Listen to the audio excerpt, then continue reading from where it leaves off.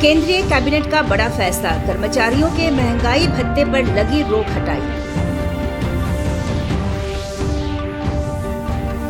गृह मंत्रालय ने राज्यों को पत्र लिखकर कोरोना गाइडलाइंस के पालन के दिए निर्देश।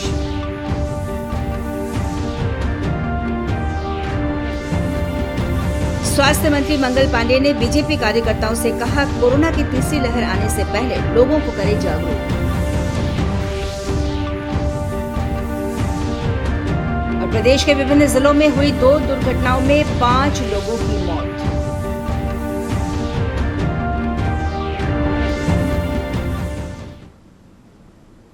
नमस्कार, समाचारों में आपका स्वागत है। मैं हूं मिनती और अब समाचार विस्तार से। केंद्रीय कर्मचारियों के लिए केंद्र सरकार ने बड़ा फैसला लिया है। महंगाई भत्ते पर लगी रोक को हटा लिया गया है। इसके साथ ही 3 किस्तों को मिलाकर 11% महंगाई भत्ता बढ़ाने का फैसला हुआ है। यह फैसला आज प्रधानमंत्री नरेंद्र मोदी की अध्यक्षता में हुई कैबिनेट की बैठक में लिया गया। इसकी जानकारी देते हुए सूचना और प्रसारण मंत्री अनुराग ठाकुर ने बताया कि पिछले साल कोरोना की शुरुआत में महंगाई भत्ते पर रोक लगाई गई थी। महंगाई भत्ते की दर वर्तमान के 17% से बढ़कर 28% हो जाएगी। नया फैसला 1 जुलाई 2021 से लागू होगा। सरकार के इस फैसले से केंद्रीय कर्मचारियों और पेंशनधारियों को फायदा होगा। लागू किया जाएगा। 12,000 आयुष हेल्थ वेलनेस सेंटर्स स्थापित किए जाएंगे, देश भर में किए जाएंगे और 6 आयुष कॉलेज खोले जाएंगे। 12 आयुष पोस्ट ग्रेजुएट इंस्टीट्यूट बनेंगे। 10 अंडर ग्रेजुएट इंस्टीट्यूट के इंफ्रास्ट्रक्चर को अपग्रेड किया जाएगा। 36 नए 50 बेड के और 30 बेड के और 10 बेड के आयुष अस्पतालों का निर्माण किया जाएगा और 101 जो हाल में चल रहे एग्जिस्टिंग 50 बेड हॉस्पिटल्स हैं, उनके इंफ्रास्ट्रक्चर को भी, आधारभूत ढांचे को भी अपग्रेड करने का निर्णय किया गया है। देश के कुछ हिस्सों में पर्वतीय क्षेत्रों के साथ ही पर्यटन स्थलों और सार्वजनिक परिवहनों में बढ़ती भीड़ को गंभीरता से लेते हुए केंद्रीय गृह मंत्रालय ने एडवाइजरी जारी की है। केंद्रीय गृह मंत्रालय ने सभी राज्यों और केंद्र प्रशासित प्रदेशों में कोविड से बचाव के सभी एहतियाती उपायों पर सख्ती से लागू करने को कहा है। केंद्रीय गृह सचिव अजय भल्ला ने सभी राज्यों और केंद्र प्रशासित प्रदेशों के मुख्यमंत्रियों को पत्र लिखकर कहा है कि कोरोना महामारी की दूसरी लहर अभी खत्म नहीं हुई है, इसलिए किसी तरह की कोताही या ढिलाई बरतना खतरनाक साबित हो सकता है। उन्होंने कहा कि कोरोना संक्रमण के मामलों में कमी आने के साथ ही राज्यों को चरणबद्ध तरीके से गतिविधि शुरू करने की इजाजत दी गई है, लेकिन ये जरूरी है कि इस दौरान किसी भी तरह की लापरवाही न बरती जाए। उप मुख्यमंत्री तारकिशोर प्रसाद ने कटिहार में आज टीकाकरण जागरूकता रथ को रवाना किया। उन्होंने कहा कि प्रधानमंत्री नरेंद्र मोदी के आह्वान पर टीकाकरण अभियान में तेजी लाने के लिए इस रथ को रवाना किया गया है। उन्होंने कहा कि जागरूकता रथ 45 वार्डों में घूम घूम कर लोगों को वैक्सीन लेने के लिए प्रेरित करेगा।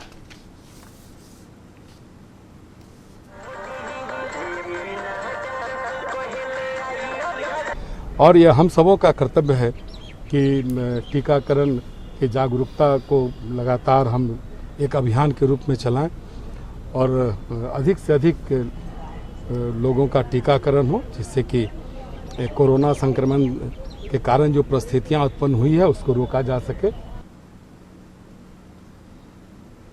स्वास्थ्य मंत्री मंगल पांडेय ने आज पटना में भाजपा प्रदेश कार्यालय में भाजपा नेताओं के साथ बैठक की। इस बैठक में उन्होंने भाजपा कार्यकर्ताओं को निर्देश दिए कि कोरोना की तीसरी लहर आने से पहले वो घर घर जाकर लोगों को कोरोना के संबंध में जागरूक करें, साथ ही राज्य में दी जा रही स्वास्थ्य सुविधाओं के बारे में लोगों को जानकारी दें। दूसरे दौर से जूझते हुए बाहर निकलना, बिहार लगभग बाहर आ गया है और आज की तारीख में हमारे पास जो एक्टिव केस है वो 780 के लगभग है और ये प्रतिदिन घट रहा है। हमारा जो पॉजिटिविटी रेट है वो 0.01 के पास पहुंच गया है, किसी किसी दिन उससे भी कम हो जाता है। तो जो ये पॉजिटिविटी रेट घटा है और रिकवरी रेट हमारा 98.57% पे चला गया, तो रिकवरी रेट बढ़ रहा है। तो कुल मिलाकर बिहार में दूसरे फेज के दौर को हम लोगों ने काफी हद तक नियंत्रित कर लिया। वहीं विश्व जनसंख्या दिवस कार्यक्रम में स्वास्थ्य मंत्री मंगल पांडे ने कहा कि राज्य में जनसंख्या तभी कम होगी जब महिलाओं को साक्षर किया जाएगा। इसके लिए मुख्यमंत्री नीतीश कुमार के द्वारा पहले से ही कन्या उत्थान योजना चलाई जा रही है। उन्होंने कहा कि जनसंख्या कम करने के लिए विशेष अभियान चलाए जाने की जरूरत है। के संदर्भ में परिवार नियोजन का कार्यक्रम देश में 1952 में बना और स्वास्थ्य विभाग को इस परिवार नियोजन कार्यक्रम को लागू करने के लिए जिम्मेवारियां दी कि हेल्थ सेक्टर में किस तरीके से काम करके, चाहे वह बंध्याकरण का कार्यक्रम हो, चाहे वह अन्य गर्भ निरोध के जो उपाय हैं वो उपलब्ध कराने, उसके बारे में जन जागरूकता लाना, ये सारे कार्य जो करने हैं, ये कार्य करने की जिम्मेवारी स्वास्थ्य विभाग को दी गई और स्वास्थ्य विभाग उस काम को लगातार करता रहा है।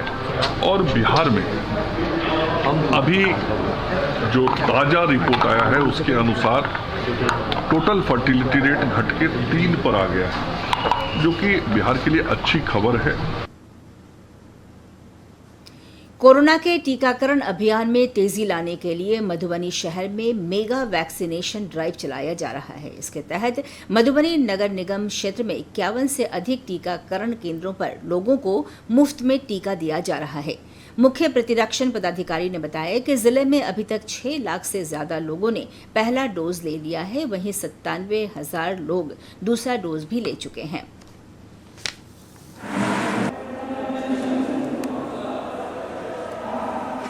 वो हम लोग आयोजित करते हैं।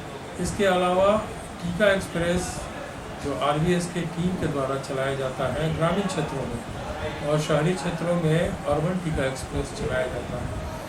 तो ये फिक्स साइट, एडिशनल साइट और टीका एक्सप्रेस, इन सब के द्वारा हम लोग वैक्सीनेशन कराते हैं। हम लोग का उद्देश्य यही है कि जो भी वैक्सीन हम लोग को स्टेट के द्वारा दिया जाता है उसको 1 दिन के अंदर हम लोग खत्म कर दें। इस बुलेटिन का सीधा प्रसारण आप हमारे YouTube channel DD news Bihar पर देख सकते हैं। इसके अलावा ट्विटर और फेसबुक पेज पर भी ताज़ा तरीन समाचार और सूचनाएं उपलब्ध हैं। हमारे YouTube चैनल तक पहुंचने के लिए अपने मोबाइल स्क्रीन पर दिखाए जा रहे QR कोड को स्कैन करें और डीडी बिहार से प्रसारित होने वाले समाचार देखें। सहरसा के पंचवटी वार्ड नंबर 17 में सीवर का काम कर रहे 3 मजदूरों की इस दौरान हुए हादसे में मौत हो गई। मृतक के परिजनों ने बताया कि नए सोख्ता की सेंटिंग को खोलने के लिए एक मिस्त्री पहले अंदर गया हुआ था, लेकिन जब वो बाहर नहीं निकला तो 2 और मजदूर देखने के लिए अंदर गए, लेकिन वो भी बाहर नहीं आए। बाद में तीनों बेहोश पड़े मजदूरों को बाहर निकाला गया और निजी अस्पताल ले जाया गया, जहां डॉक्टरों ने उन्हें मृत घोषित कर दिया। इस संबंध में कहरा के अंचलाधिकारी का कहना है कि मामले की जांच की जा रही है। सेटिंग खोलने गया, जो घुसा उसमें बार मरते चला गया। मामला है ये लोग लैट्रिन की सफाई करने के लिए 3 मजदूर गए हुए थे, उसमें सेंटरिंग लगा उसी को निकालने के लिए नया लैट्रिन बना हुआ था, उसमें सफाई लैट्रिन खोलने के लिए इसी में दम घुटने के चलते 3 मजदूर का मौत हो गई। तो सर तीनों मजदूर की मौत हो गई। उधर दरभंगा के लहरिया सराय में सैयद नगर के पास एक सवारी बस पलट गई। हादसे में 2 लोगों की मौके पर ही मौत हो गई। बस में 40 यात्री सवार थे। घायलों को बस से बाहर निकाल लिया गया है। हादसे की सूचना मिलने के बाद भी पुलिस मौके पर देर से पहुंची। इससे नाराज लोगों ने दरभंगा और समस्तीपुर मुख्य मार्ग को जाम कर दिया। हादसे की वजह का पता अभी तक नहीं चल पाया है। बस दरभंगा से समस्तीपुर होते हुए बेगूसराय जा रही थी। दरभंगा से समस्तीपुर होते हुए साथ बेगूसराय जा रही थी, तो ये सैयद नगर के पास थोड़ा आगे बढ़ने पर 7:30 बजे की घटना है। ये ड्राइवर की लापरवाही थी, जिसके चलते एक बस को साइड में गड्ढे में गिर गई, जिसमें अभी तक तो 2 कैजुअल्टी हुआ है। एक तो समस्तीपुर जिले के हैं और एक और बच्चे का भी पता नहीं चल पा रहा है, लोग ट्रैक कर रहे हैं। और कुछ कैजुअल्टी में और कुछ दुर्घटनाग्रस्त में लोग घायल भी हुए हैं, उनका इलाज दिन से चल रहा है। मुजफ्फरपुर पुलिस ने 8 जुलाई को स्टेट बैंक से हुई 6,82,000 रुपए की लूट मामले का खुलासा किया है। वरीय पुलिस अधीक्षक जयंत कात ने बताया कि गिरफ्तार अपराधियों के पास से बैंक के लूटे हुए रुपए के साथ ही 6 पिस्टल, 5 किलो गांजा और लूटी हुई मोटरसाइकिल भी बरामद हुई है। वहीं एसएसपी ने बताया कि बैंक लूट का वीडियो वायरल हुआ था। इसमें शामिल सभी अपराधियों को गिरफ्तार कर लिया गया है। गिरफ्तार अपराधियों में एक अपराधी का संबंध नक्सलियों से है, जिनके पास से 6 पिस्टल्स और गोलियां बरामद की गई। और इसके अलावा जब इनसे आगे पूछताछ की गई तो इन्होंने एसबीआई बैंक में अपनी लूट की इस घटना के बारे में अपनी संलिप्तता भी स्वीकार करी। और इसमें जो हथियार इस्तेमाल हुए थे और उसके साथ में जो पैसे इस्तेमाल हुए थे वो सभी के जो है पुलिस ने रिकवरी कर ली है। कोरोना काल में राज्य के विभिन्न जिलों के अस्पतालों में जीविका दीदियां रसोई संभाल रही हैं। इससे मरीजों और उनके परिजनों को सस्ती दर में घर जैसा भोजन मिल रहा है। देखिए मुंगेर से हमारे संवाददाता श्री कृष्ण प्रसाद की ये रिपोर्ट। ये है दीदी की रसोई।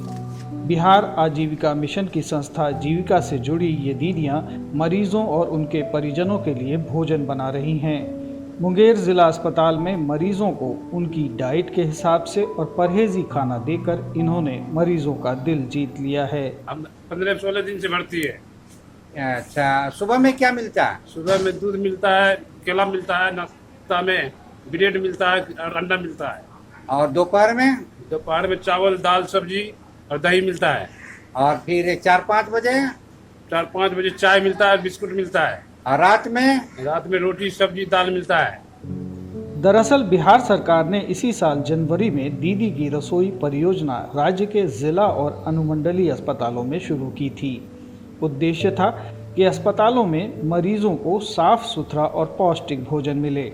इससे एक पंथ दो काज वाली कहावत चरितार्थ हुई। मरीजों और परिजनों को उनकी पसंद का भोजन मिला और जीविका दीदियों की आमदनी बढ़ी। स्वास्थ्य विभाग के द्वारा हम लोग को MOU के द्वारा प्राप्त है और इसके दौरान हमारी दीदी लोग यहाँ पे काम करती है जो समूह से जुड़ी हुई थी और उनको यहाँ पे मतलब काम मिला है, रोजगार मिला है मरीजों को भोजन प्राप्त करवाने की। दीदी की रसोई की ओर से मुंगेर सदर अस्पताल के विभिन्न वार्डों में भर्ती 60 से 80 मरीजों को यहाँ प्रतिदिन नाश्ता और भोजन दिया जा रहा है। मरीजों को उनके बिस्तर पर ही भोजन मिलता है, जबकि परिजनों को अस्पताल में ही बने रेस्टोरेंट में। मरीज और उनके परिजन इस बात से खुश हैं कि उन्हें अस्पताल में भी घर जैसा भोजन मिल रहा है। अच्छा, ये बताइए कैसा भोजन आपको मिल रहा है? बढ़िया। क्या क्या भोजन में ले रही है? दाल है, चावल, सब्जी और दही है। आपदा में अवसर तलाशने की बात इसी कोरोना काल में प्रधानमंत्री ने कही थी। प्रधानमंत्री की बात का असर कहें या कुछ नया करने की चाहत, जो भी हो, जीविका दीदियों ने इस आपदा काल में भी अपनी जीविका चलाने का अवसर ढूंढ लिया है। मुंगेर से श्री कृष्ण प्रसाद की रिपोर्ट, दूरदर्शन समाचार, पटना। और अब 3 मिनट में 10 खबरें।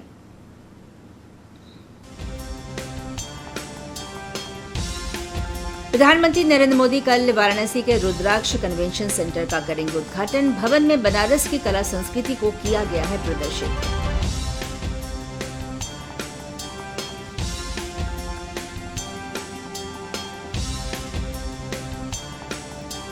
कोरोना के चलते स्थगित हुई पूर्वोत्तर के मुख्यमंत्रियों की केंद्रीय गृह मंत्री अमित शाह के साथ बैठक, कई मुद्दों पर होनी थी चर्चा।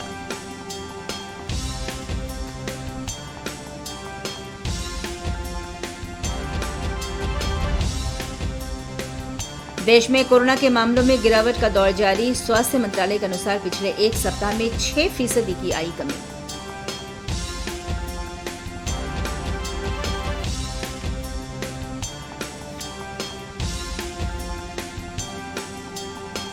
देश भर में टीका लगाने का काम तेजी से किया जा रहा है। अब तक 38 करोड़ से अधिक लोगों को टीका लगाया जा चुका है।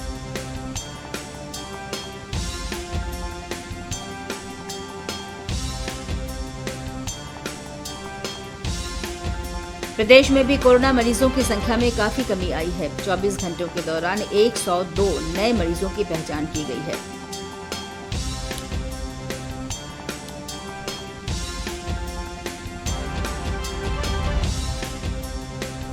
17 जुलाई को पूरे देश में कांग्रेस का महंगाई के खिलाफ आंदोलन तेज होगा। पटना की सड़कों पर राजा बाजार के पास कांग्रेस कार्यकर्ताओं ने विरोध प्रदर्शन किया था।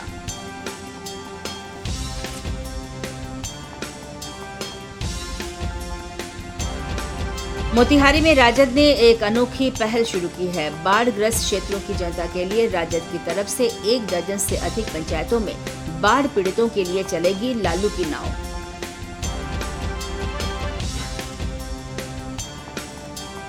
सहरसा पुलिस को एक बड़ी कामयाबी हासिल हुई है। 24 घंटे के अंदर लूट मामले का उद्भेदन सहरसा पुलिस ने किया है।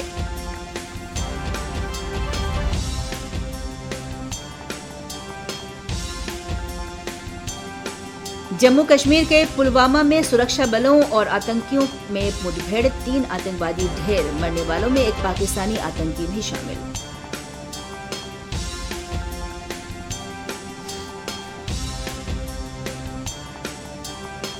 पाकिस्तान के पेशावर में बम धमाका, 9 चीनी मजदूरों समेत 13 लोगों की धमाके में मौत।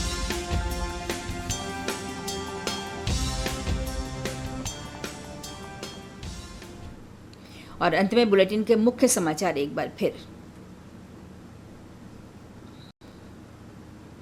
केंद्रीय कैबिनेट का बड़ा फैसला, कर्मचारियों के महंगाई भत्ते पर लगी रोक हटाई। गृह मंत्रालय ने राज्यों को पत्र लिखकर कोरोना गाइडलाइंस के पालन के दिए निर्देश।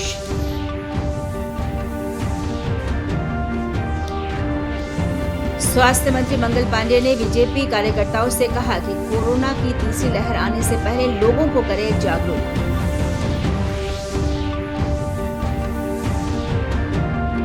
और प्रदेश के विभिन्न जिलों में हुई 2 दुर्घटनाओं में 5 लोगों की मौत।